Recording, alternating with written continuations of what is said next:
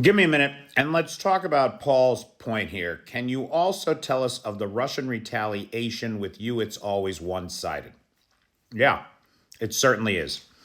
Now, look, there's a couple of things here. This was in response to my video regarding last night's missile strikes against military targets from Donetsk to Sevastopol. Military targets.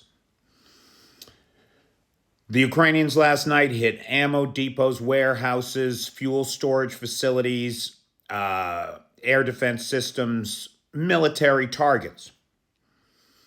The very idea that this guy wants me to talk about Russian retaliation, that doesn't even mean anything. This is a war of Russian aggression. It's the Russians that are in Ukraine, not the other way around. The Ukrainians are the defenders. They're the ones retaliating against a war they've been provoked into. So the fundamental notion of this question or criticism is bullshit of the worst kind. That's the first thing. The next thing is, well, what did the Russians do? Well, they sent 31 Shaheds against the Ukrainians, and 30 of them were shot down. Now, why is this? Why are these two reports so lopsided? The two reports are so lopsided because the two armies are so different and that they are fighting different wars, basically. Strategically, operationally, tactically, the two could not be more different.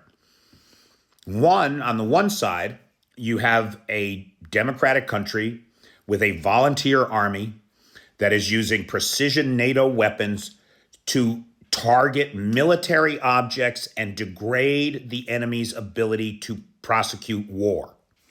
That's the Ukrainian side. On the other side, you have a collection of forced conscripts, prisoners, cannibals. That's not even a joke. People in jail for cannibalism that have been pardoned to go fight the war. That's who you got on the other side. And they are not a professional military organization striking military targets, trying to prevent Ukraine's ability to prosecute the war. No. You don't launch 30 Shaheds at cities where mothers have to huddle in the hallways with their children crying. That's not what you do. Not if you're a professional military whose objectives are to end the military conquest of the enemy.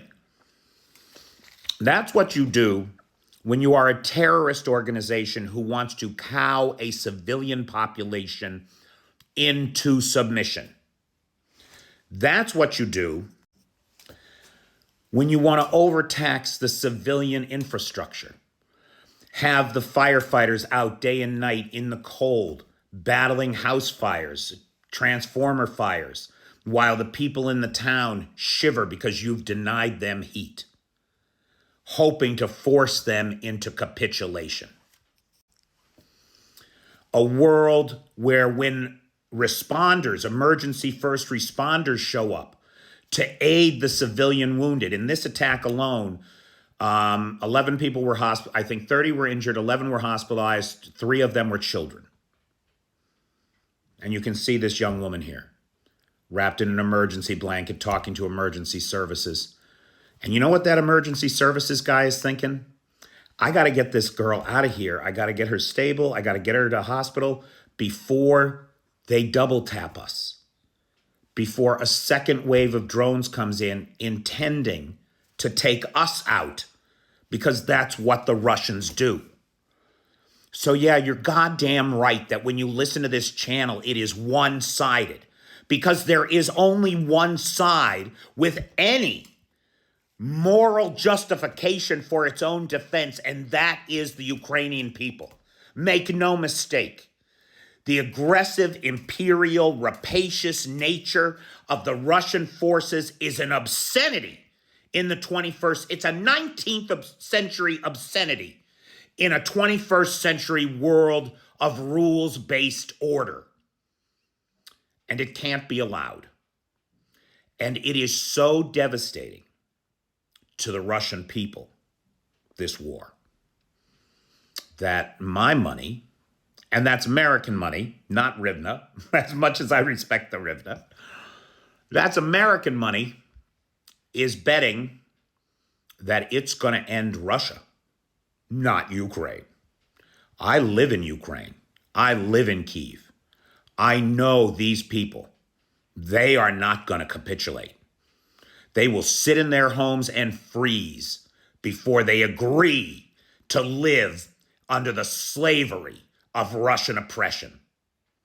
So please, kindly go somewhere else for your news. I don't have time for you. Good day.